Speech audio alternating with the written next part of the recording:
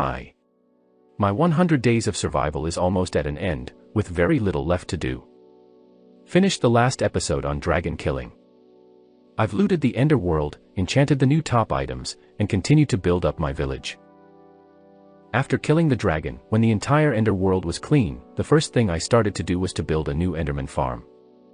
It is needed for mining experience in large quantities. I needed a lot of new tools, and they need experience to enchant them. I took everything I needed and went to build it. The farm itself is not difficult. I think almost everyone has built similar farms in their survival.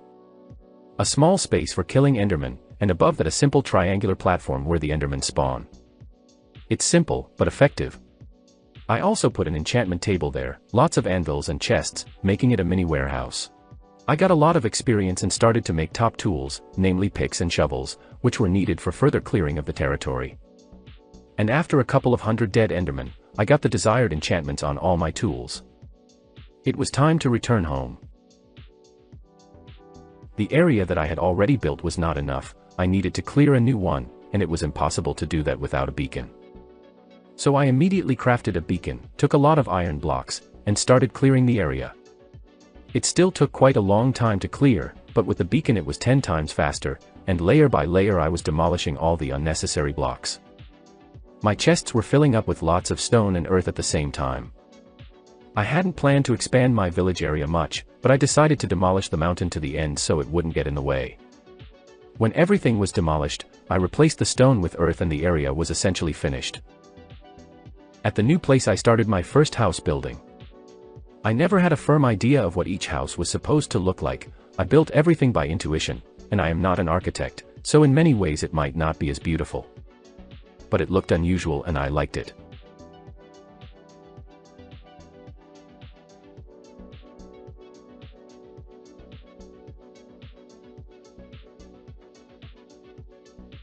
There was supposed to be a mine not far from the house, where the villagers were supposed to be digging and mining for useful resources.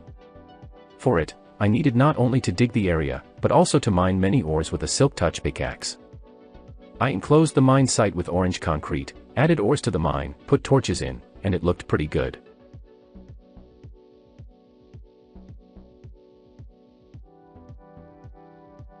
But the village lacked some mass houses, small and simple, so I decided to build them.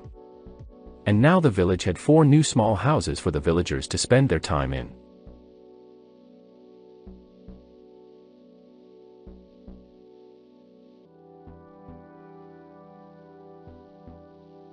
Not far from these houses there was another house, bigger and brighter, something like the house of some lumberjack who preferred to live apart from everyone else. The house was on the edge of the village, at the side of the village, next to the mine and the small houses, so it was a neat place to live.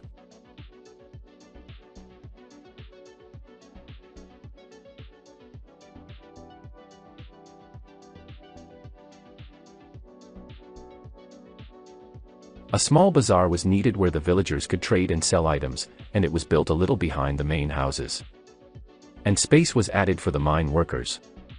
But something was missing in the center of the village, and that something was a large fountain, which is a kind of landmark of this village, something perhaps useless, but creating some comfort.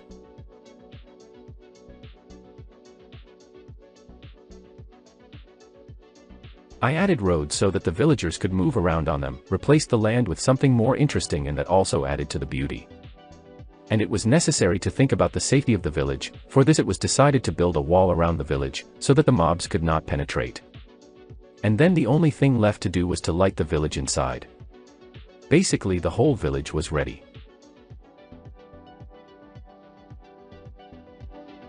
This was the end of my 100 days of survival. A large number of farms, a large village, quite a few hours spent in the mine and extracting resources, killing bosses, a large amount of time spent in hell. It was all in survival. That ends this playthrough. Thank you for watching. I hope you enjoyed it. Bye everyone.